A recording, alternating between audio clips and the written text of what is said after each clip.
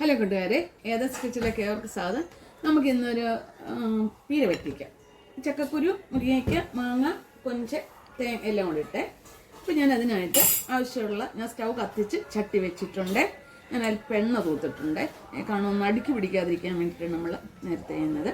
അപ്പം ഞാൻ ഈ ചക്കക്കുരു ചെറുതായിട്ടായിരുന്നു, പണ്ടൊക്കെയാണ് നമ്മൾ ക്ലീൻ ആക്കുമായിരുന്നു. ഇപ്പം ഇങ്ങനെ പുറത്തെ തൊലി കളയത്തേ ഉള്ളൂ. അതിൻ്റെ ഗുണങ്ങളൊക്കെ അറിഞ്ഞപ്പോൾ ഇങ്ങനെ ചെയ്യുന്നത്. നീളത്തിൽ കുഞ്ഞായിട്ട് അരിഞ്ഞേക്കും കേട്ടോ. മുരിങ്ങയ്ക്ക ഇടുവാണേ. നല്ല മാംസമുള്ള മുരിങ്ങയ്ക്കയാണ്. ഇപ്പം മുരിങ്ങയ്ക്കയ്ക്ക് വിലക്കുറവല്ലേ. പിന്നെ മാങ്ങ നല്ല പുളിയുണ്ട്. പിന്നെ കറിവേപ്പിലയും പച്ചമുളകും, പിന്നെ അല്പം മഞ്ഞൾപ്പൊടി, ലേശം മുളക് പൊടി, ലേശം മല്ലിപ്പൊടി, ഉപ്പ്,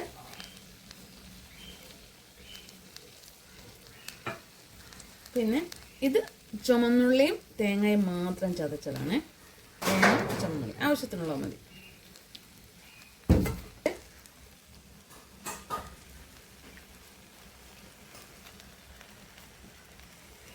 നമുക്കൊന്ന് യോജിപ്പിക്കാം. ഞാൻ കൈ കൊണ്ട് തന്നെ യോജിപ്പിക്കുവാണ്.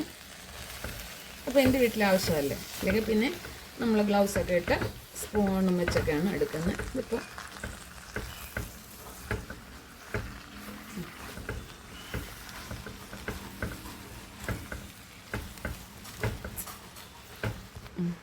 ആവശ്യമുള്ള വെള്ളം ഒഴിക്കുവാണ്. അത് ഞാൻ മിക്സിയുടെ ജാറ് കഴിയ വെള്ളമായിരുന്നേ, തേങ്ങ ചതച്ചതിൻ്റെ.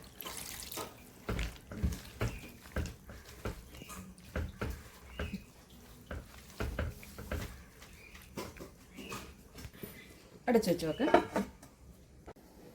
നമ്മുടെ കൊഞ്ചുപീരയൊക്കെ റെഡി ആയിട്ടുണ്ട്. ഇതിനിടയ്ക്ക് ഒന്ന് ഇളക്കി കൊടുത്തായിരുന്നേ. നമ്മൾ പീര പറ്റിക്കുന്ന ഇങ്ങനെ ഇളക്കിയില്ലെങ്കിൽ വെള്ളമൊക്കെ പറ്റിയിട്ടുണ്ട്. നല്ല ടേസ്റ്റ് കേട്ടോ. ചക്കക്കുരുവിന് നല്ല ടേസ്റ്റ് അല്ലേ. ചക്കക്കുരു, മുരിങ്ങയ്ക്ക, കൊഞ്ച്, മാങ്ങ എല്ലാം കുടിച്ചപ്പോൾ നല്ല സൂപ്പറാണ്. എൻ്റെ മോക്ക് വലിയ ജീവൻ ഈ തോരൻ. അവളിവിടെ വരുമ്പോഴെല്ലാം എന്നോട് പറയും, അമ്മ ഇത് വെക്കാൻ പറയും. പിന്നെ ഇവിടെ ഉണ്ട്, അതുകൊണ്ടാണ് ഞാൻ ഈ തോരൻ വെച്ചത്. നല്ല നമ്മുടെ ഈ വീഡിയോ ഇഷ്ടപ്പെട്ടല്ലോ. എല്ലാവരും ചെയ്യുന്നതാണ് എങ്കിൽ ഞാൻ ചെയ്ത് കാണിച്ചെന്നേ ഉള്ളൂ. Stove off ആക്കുവാണേ.